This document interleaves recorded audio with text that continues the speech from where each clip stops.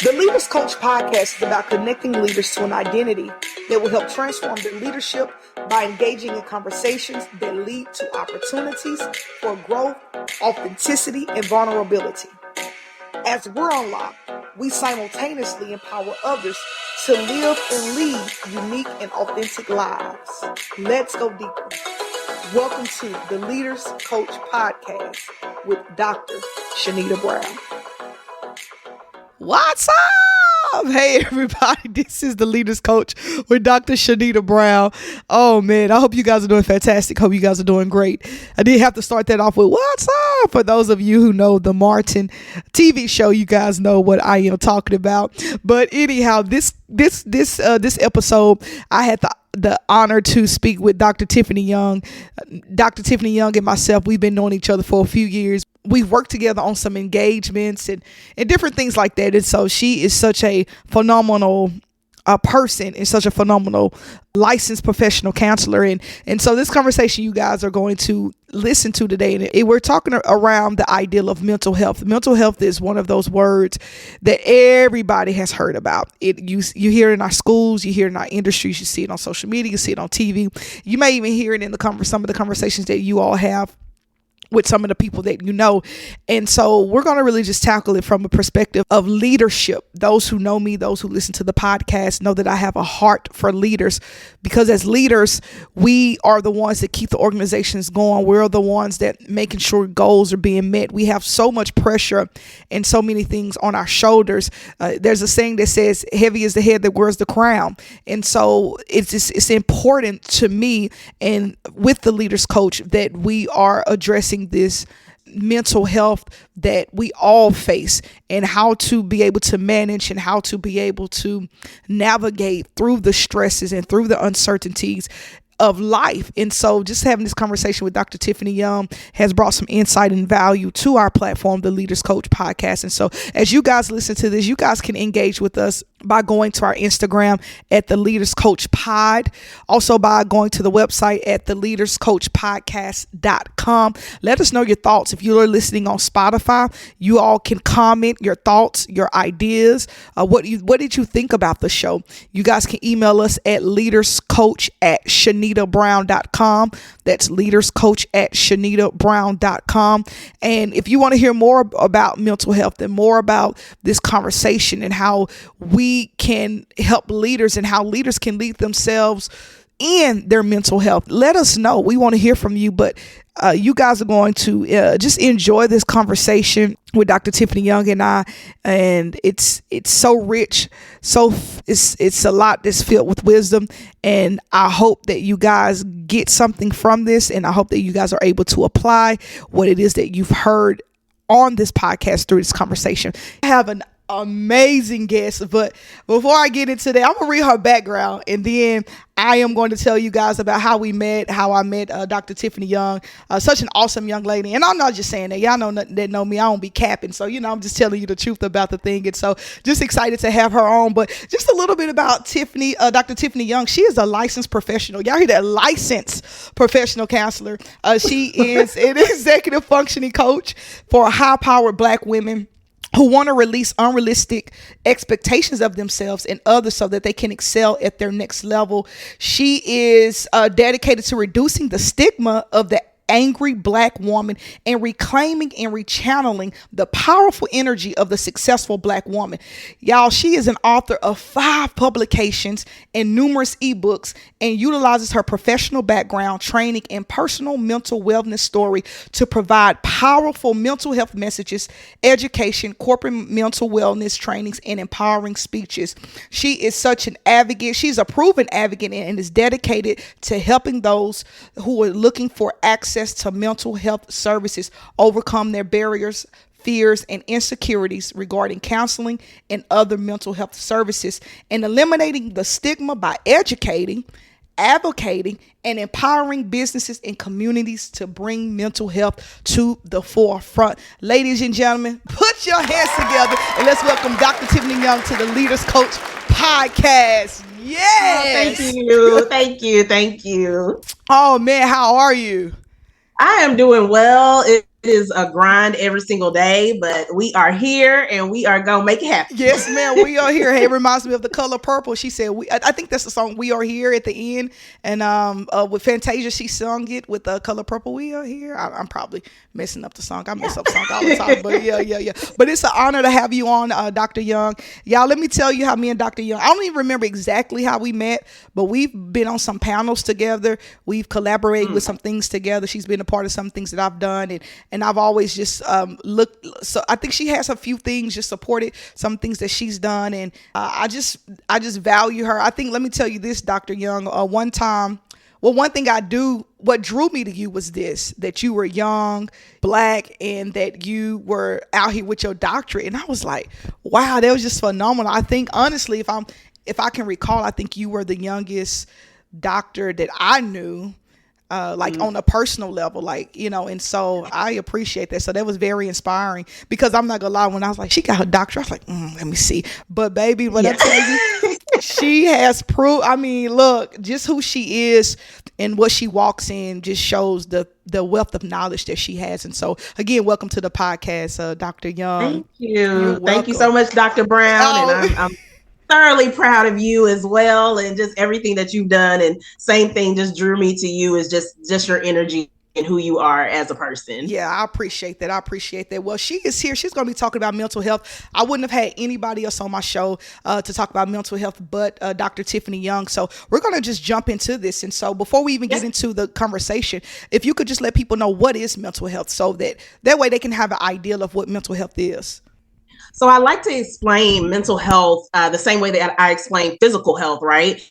So when we're thinking about taking care of our physical health, we're doing things like we're going to the gym, we're going to eat right, we're going to get enough sleep. So the same thing with our mental health. So with our physical health, we're doing those things to take care of our physical body. So mental health, we're going to do those things that are going to take care of our mental body, right? Our brain, our emotions, our thoughts, and our behaviors. So we might do things like go to the gym, right? We might do things like get enough rest. We might go to a therapist. We might journal. So all of those little habits build up to create our mental health, just like going to the gym and eating right. All of those things build up to create our overall physical health. Gotcha. I think that's a great point that you bring out. I like the way you describe that. It's if just as much as we put effort into our physical health, it's the same thing with the mental health. I think it's just that mind, body, spirit connection. And sometimes we just look over that. I tell my students all the time, you be like, oh, he fine, she fine, but how is that mental health? Is that mental health? How is that mental health? Like, they look good on the outside, but how is that mental health? And that's so true. So that's a great point of how you even describe that. And it comes down to mental health. And with that being said, I know you work with a plethora of people, different people. You even have your own business, if I'm not mistaken, your own consulting mental health business. Yeah, so TY Mental Health Consulting, I mainly do, like I said, executive functioning coaching for high-powered Black women. And those are women that are in the C-suite and higher. I've been in a C-suite position for quite a long time. And so just kind of with my experience being in the C-suite and having mental health challenges in the C-suite and what Black women just go through being in those higher positions, I do a lot of therapy for those C-suite Black women, and then also just help businesses think about how can I bring mental health into my business when you're thinking about physical health. Because like you said, that mind, body, spirit connection, if you're not mentally there to work out and lose weight, it's not going to happen, because everything starts up here. I agree with that 100%. Everything starts in your mind. And with that being said, what are some unique mental health challenges do you see among, just let's say, a common mental health challenge that you may see among those that you consult with and those that you are therapists for? A lot of the things that I see from my clients is dealing with the pressure. Okay. We know you do a leadership podcast, and we know as leaders, you are up against pressure every single day. Like it never goes away. It's like the moment we wake up, pressure. Yes. We're under pressure to make the right decisions. We're under pressure to treat people right. We're under pressure to make the business go. Like, we are constantly under pressure. And what happens is that pressure turns into, for leaders, depression and anxiety. And that culmination of pressure all day long, it turns into anxiety. And like I said, I coach mostly Black women, and I see a lot of anxiety. And so the angry Black woman thing, it's not really angry, it's anxiety. Oh, anxiety Black woman. That's what it is. Yeah. That's truly what it is. Yeah. Wow. And anger is just the outward expression of the anxiety. And so a lot of leaders deal with that. We have anxiety or depression, but we use a different type of outward expression, whether that is withdrawing, whether that's snapping at people. It's really the underlying issue of depression and anxiety that we're actually dealing with, just because of that constant pressure that we're dealing with every single day. Wow. And do you think that pressure, it varies from industry, it varies from person, because some people can handle different levels of pressure? So what is that pressure that we're talking about? Is it the demands of work, the demands of the job, the demands of leading people, the demands of home? Could you talk a little bit more about those pressures and highlight those?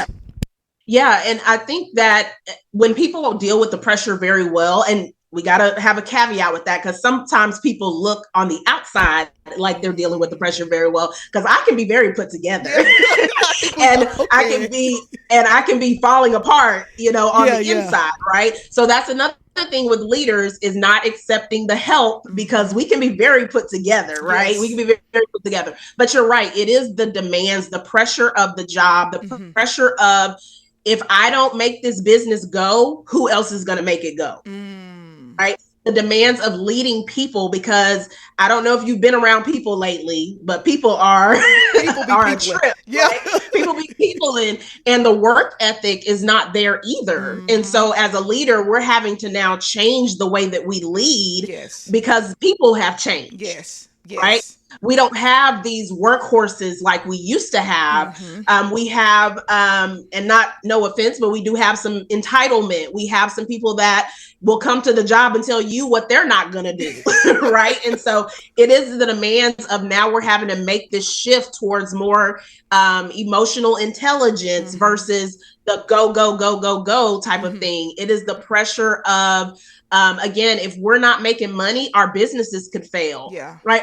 There's a lot of demands on us as leaders, and that pressure every single day, it breaks us down. So those things that I was talking about, that where we deal with mental health and how we build up mental health, those pressures and demands can subtract from your mental health.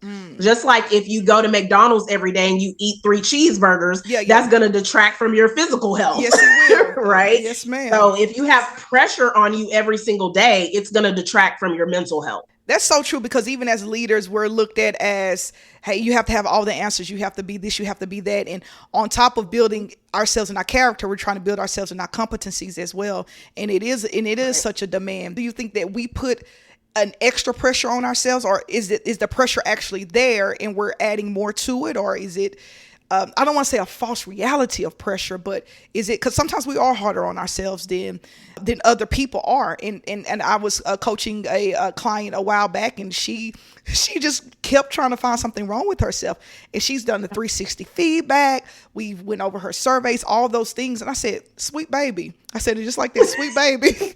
I said, your scores are good. So I don't know what's causing it, why you're thinking this in your own mind. And she was just like, I just don't feel that I'm good enough to even be here. And so sometimes with that, with leaders, do you think sometimes we may have put that I wouldn't say that pressure, but that false identity in our own heads that we're not even competent to even be here? Yeah, that imposter syndrome is real. Right. It is very real. And a lot of us in leadership position, not going to say all, but a lot of us are tech achievers. We just are. Right. And so we're always looking for that next thing to achieve. And if we don't achieve it, there's something wrong with me. Yeah. Because we're textbook achievers. And then there are, again, the stigmas that some of us do deal with in being in these higher positions. Like you said, are we even competent to be here? And that's where we look at ourselves as imposters. And I like to tell my clients, when you're looking at yourself as an imposter in a situation, you're looking at yourself from somebody else's story. Wow. Because you can't be an imposter in your own story. Wow. Be an imposter in somebody else's story. Yeah. So why else write your story versus you telling your story? right? A lot of times we like to let people put our stories on us and say, oh, I know about Dr. Young. I know about Dr. Brown. When they're putting those pressures on us, or those falsities on us, or no, you're not good enough on us. But we are looking at it from their lens instead of looking at it from our end. When we have all these degrees on the wall, and we have all these skills, we know our story. They don't know our story. That's good. And they're coming in a part of our book that they hadn't even read the previous chapters, and so that's good. You haven't even read the introduction yet. You all look at chapter 10. I ain't gonna lie. When I read books, I scroll past. Let me see what's back here. You missed the whole thing, and so no, that's real. I think that's real. I want to touch back on a point you mentioned before, just about workers. Workers are totally different, and as you mentioned in your words, we're not like the workhorses we are before, and so now leaders are not only having to deal with making sure budget is met or goals are met, but they're also having to deal with building these relationships. So now it's just not task. Here's a task, you go do it, and we go call it a day. But now these relationships. So do you feel that they maybe add some extra pressure, because it adds a different layer of leadership, or leading people, when now I have to build a relationship with you, as well as making sure that this task is done. And sometimes those lines can get blurred. So do you mind speaking on that a little bit? Yeah, so that's one of the biggest pressures that is happening right now since COVID, is that now leaders are now having to shift our focus to emotional intelligence. And like you said, building relationships, when before it was really just, hey, go do this task and get it done. And I don't want to hear nothing else about it. That's real. And in the former times, a lot of us millennials and before, we would just do that. We would just be like, okay, we going to do the task, right? But now we have to answer all these questions. Well, why do you want me to do that? And why do we have to do it like that? And what's this? And and we're like, huh? What do you mean? Why are you asking me all of these questions? Yeah. We can't give feedback in the way that we used to either, right? Yes. Now we have to feedback sandwich it. Cut the crust and make it. No, I get it. I work with, I trust me 100%. I get it, but you're going to have to come back. It's going to be a whole nother podcast, just learning to be resilient. And life is not about the pretty crust on your sandwich. So that's a whole nother podcast for another time. But, so even with that being said, so with all of these demands and what we're talking about, people, this is just in the workplace. This does not even consider your personal life, your home life, maybe your marriage, your partner, your kids, just life. And so we'll get to that here in just a little bit. But even with that being said, how can leaders recognize when their mental health is declining? Because I know, not just necessarily just as a Black woman, but just as leaders, sometimes we'll just it's others before self often. And we don't even realize that we are declining because we think we're okay, because we are still moving like the Energizer Bunny. So how can leaders recognize when their mental health is declining? I think that you just brought up a good point. When we are exhausted, when we are every day exhausted, because like you said, we can move, we can keep going. But when we find ourselves like our battery truly is low, and it's low for multiple days at a time, we need to start looking at, what's going on with us, right? We also need to look at when we're throwing ourselves into our work as a distraction, right? What's really going on that we're trying to distract ourselves from. And when you cannot find any other activity that you enjoy, what's going on? So I think those are three big indicators of when our mental health is declining as a leader. Yeah, no, I think those are good signs, because sometimes we think we're just exhausted, because I think you definitely have to listen to your body. And what is your body telling you, and what is your heart telling you? And I know sometimes it's just me being in leadership positions, sometimes it can be difficult, because as you said, we can just go. I think for me growing up, I'm a millennial, it was just keep going, keep moving, keep going, and keep moving. And so even with being in a leadership position, some leaders don't feel that they can be vulnerable or authentic without compromising their authority. And so how can you encourage leaders, or maybe some strategies that you can speak on? How can leaders encourage vulnerability and authenticity without compromising their authority, without looking weak in front of their followers or those that they lead, or how does that work hand in hand? It really truly depends on where you are in leadership, right? And again, going back to that relationship that you have built with, if we're talking about your work staff, what is the relationship that you've built? Because there is a fine line between, with boundaries and leadership as well. We don't want to go and have a whole therapy session with our work staff. Yeah. Right. But we also need to have outside people that are in our circle that we can be vulnerable with, because unfortunately, and I know a lot of times, people say that leaders need to be vulnerable and show who you are as a person and all of these other things. Well, it's different if you're asking me, how was my weekend versus, are you good mentally? Those are, those are two different questions in the workplace. Right. So we really need to have the right support outside of the workplace where we can be vulnerable. And I like to think of it as a Sprite bottle. If we're shaking up at work and you shake up a Sprite bottle and then you open that thing and now you're exploding over everybody. No, you need to release it a little bit at a time. And that's really, unfortunately, a reality for leaders is it's going to be outside of work. Yeah. Right. It's not really going to be, we don't really have that opportunity, especially if you're the owner or the CEO or whatever. We don't really have that opportunity at work to do that because that's not our place. Unfortunately, we have to find that outside. Now, again, being vulnerable in a workplace for us looks like, well, how was your weekend? And, you can say, oh, yeah, I had a great weekend, or I did something fun or something like that. But there are boundaries in the workplace that we do have to abide by, unfortunately. Yeah. And that comes, which makes it even harder for leaders. Correct. Because it becomes an ethical thing now. So it's like, what do you want me to do? I'm here and I'm here. And I think that's important because a lot of people who are leaders in the workplace are leaders even in their own homes. And so I think sometimes, just in my experience of leadership, what I've seen is that what leaders don't get at home, they try to come home and get, because you're the same person, whether you're at home or you're at work. Of course, there are different levels to it, but if you're lacking this at home and you're looking for, let's say, affirmation or whatever the case may be, you're going to try to look for that at work. And even with looking at that at work, do you think that could be some type of a sign of like, maybe need to check, well, I don't even say maybe need to check your mental health or your trauma or something like that, because sometimes who we are, we bring it because we don't know how to distinguish home, work, or we just bring our whole selves and we just blow up. So even with that being said, how can leaders have some support when facing those mental health challenges, especially if they are leaders even in their own home and they may not have their circle to where they can be vulnerable? I think that when we're finding support, I think leaders do need coaches like yourself and I. We need to get to professionals because we speak the same language, right? I speak professional and you speak professional.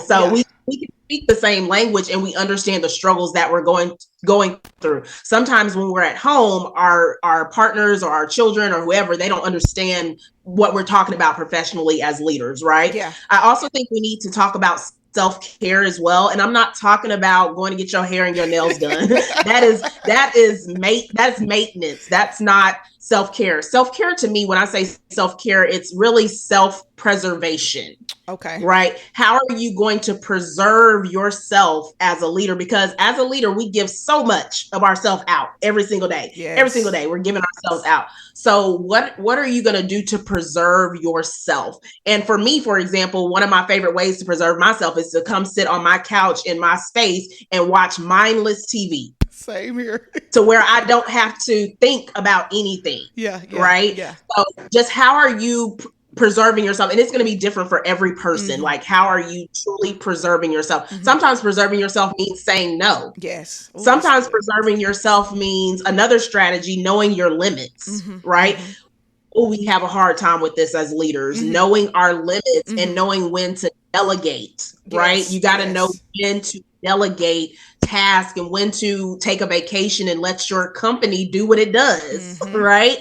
You got to trust yourself that, hey, I've built a good enough work culture that I can step away for a moment, right? Wow. We also have to build up de-stress tolerance, because no matter what, as leaders, unfortunately, we're going to deal with stress. We're going to deal with pressure. So we have to build up the tolerance to deal with stress. And unfortunately, the only way to do that is to deal with stress. No, And that's that's true. so crazy. Yeah. Right. And then, like I said, finding the right support, whether that is a coach or whether that is getting into some other leadership organizations where everybody's kind of talking the same language and understands the same struggles. We don't have the opportunity just to vent to anybody because everybody doesn't understand what we're going through as leaders. So No, that is those would be so my true. top strategy. Yeah, I appreciate those strategies because it makes so much sense and that's why I'm even careful who I talk to and what advice I give in. And, I'm just trying to be discerning because, like you say, everybody doesn't have the same struggle. Everybody doesn't speak the same language. And, sometimes, even with your family, it can be like, oh man, like you don't want to talk to me. No, it's not that. This is the part, this is the part that I need to be around the people that get me, so to speak, and just being able to realize what part of you can share with people. And that, I think that just comes with wisdom sometimes. And so something you said, I wrote it down. You said to trust your team, being able to trust your team so you can take a vacation. And over the years, I've seen, I come from the church world, so I've seen a lot of pastors struggle with that. I've seen marriages break up because the pastor is, I got to be at church. And the wife's like, let's take a vacation. And so what do you think people can do, leaders can do, whether it's male or female, leaders can do to make sure that their team are like small steps to make sure, give their team small steps to entrust that, hey, I believe that you have this? I think leaders have to build other leaders, right? Yeah.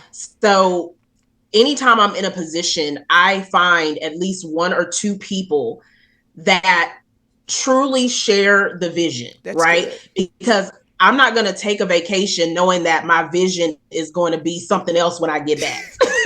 Right. But you got to find one or two people that you're mentoring, you're building them up, because eventually you're not going to be here. Right. You're not going to be around, or you might want to step away from the business, but still want your business to keep going. So in my experience, I'm always building the next me. That's good. That's good. Always building the next me. That's good. And then giving them little tasks to prove that they can do it. Yeah. Right. To show them that, show you that you can trust them. So I might give, my protege a project and say, hey, I want you to take lead on this project. And then as they do it, I'm going to coach them on like, okay, if it was me, I would have done this. Yeah. Right. Yeah. Just to give them examples, because nobody's going to lead exactly. There's only one you. So nobody's going to lead exactly like you. Yeah. But you got to build little me's within your company so that you can say, okay, I know when I leave, my company's still going to run like I'm here. That's good. I got little me's running around. Yeah. No, that's real. That's real. And even when you were saying that, I thought about, again, it's just my experience. I thought about some of us as leaders, and I say us because sometimes we're all in the same boat. Yeah. It's hard to do that because we don't even trust ourselves. And so that right there. Yeah. So it's like, how do I trust somebody else to do this when I don't even trust myself? And so I think that's a crucial part in leadership, that trust component. What are some strategies that you can give to leaders who are struggling with the pressures of life? And I say life, not just work, but just the pressures of life, to help us be able to still be not only just competent, but good within ourselves, so we can be healthy for those that we lead, so we can not just look healthy, but actually live this healthy way as leaders. Maybe sometimes we need to make things to pull back. What are some things that you can give us to help us to be able to manage the stress? Because stress is going to come. Life is going to life. And what are some things? As leaders, you're going to have it more than anybody else. Yes. Yeah, we popping high blood pressure pills, popping my pills, but like, woo. Yes. So yes, pulling back. So saying no is going to have to become one of your favorite things to do. Wow. And I'm going to piggyback on my know your limits thing, because that's part of it. Knowing your limits is to learn to say no to things. A lot of times we take on, we hear a project and we're like, oh yeah, that'll be great for my business. I can do this, but we got 12 other projects going on already. Right. Guilty. Yeah, double guilty. Or we have a group of friends that we double booked with a networking event, or we're trying to be in 50 places at once, and our husband has done a date night with us, and and our kid has 50 things to do as well. So at some point, you're gonna have to say no, or your body's gonna make you say no. Yeah. So with that being said, how do people say no? Like, how do people, and of course I know every situation is different, but just in general, how can I say no? Do I prioritize what's important? Do I have better time management? How can I start saying no? So I can't remember who said this, but if it's not an absolute yes, it's a no. That's good. If it's not 100% yes, if you got to think about it, it's a no. Wow. The answer is no. Wow. Right. Wow. So, and it's just no, period. there's nothing else behind it. Right. If if a friend asks me, hey, can you go to dinner and and I have to say, oh, let me check my, it's no. It's no. Yeah. Because I have to move too many pieces around to make this dinner with you. Yeah. So right now it's a no. And maybe I'll come back to it later, but if it's not an absolute 100% yes, it's a no. Wow, that's good. Right. That's good. Because in a way, it's like I can't give you my full self. Because even when I'm speaking to my students and they were like, hey, Dr. Brown, I was like, hold on. If I'm in the middle of email or something, just give me a minute and I'll get to you. And I'm even learning that, like, your emergency is not my priority in a sense, depending on what it is, So depending on what it is. Yeah, depending on what it is. So if you're coming, I submitted something late, well, it's going to get graded when I come back around to grade, not necessarily just drop everything right then and there because of that. And so I think that is important. I think even just using wisdom and everything with that, just knowing when to say no. Also, I would also say another strategy is just to choose you always. Yeah. Choose you all the time, right? So we often choose the business. We often choose our children. We often choose, as leaders, again, we're so giving, right? A lot of times people think we're just tough. But to run a business, you have to be very giving, right? Yeah, you do. Because you're going to give of yourself every single day. But we have to learn to choose us. And that's so difficult for us to do, right? Saying no, delegating, and choosing us are the most difficult things that we do as leaders. But they're probably the best things we can do for our mental health. That's good. Saying no, delegating, and choosing ourselves. Wow. And those are simple things, but yet they're difficult things to do. I mean, hard. So difficult. Hard. Yeah. So, even if you got to put it on the calendar, this is me time, and schedule your own time, even if you're not doing anything, don't pick up the phone. So I think that's so important for leaders. Well, Dr. Tiffany Young, man, this has been amazing. We definitely got to do this again. You have to come back. Yeah. Absolutely. Yes. I've enjoyed this conversation.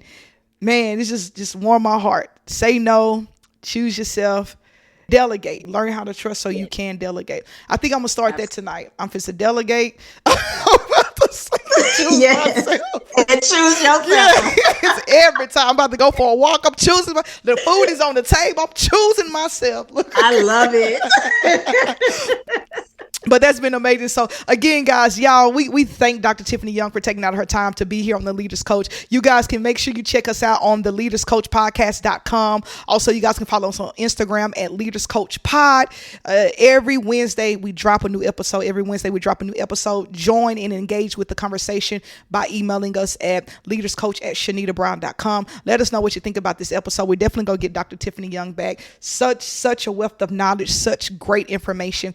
And we're going to make sure the people do their action steps. Next time she comes on, make sure you delegate it, you chose yourself first, and you say no. And if you didn't do that, matter of fact, y'all, how can they find you? Matter of fact, I think they just need to find you and book you right there. Give them your information real quick. Yes, you can find me at www.drtlyoung.com. That's it. Simple as that. Well, you guys, hey, until the next episode, hey, y'all stay up, stay blessed. This has been the Leaders Coach Podcast with Dr. Shanita Brown. This has been the Leaders Coach Podcast with Dr. Shanita Brown.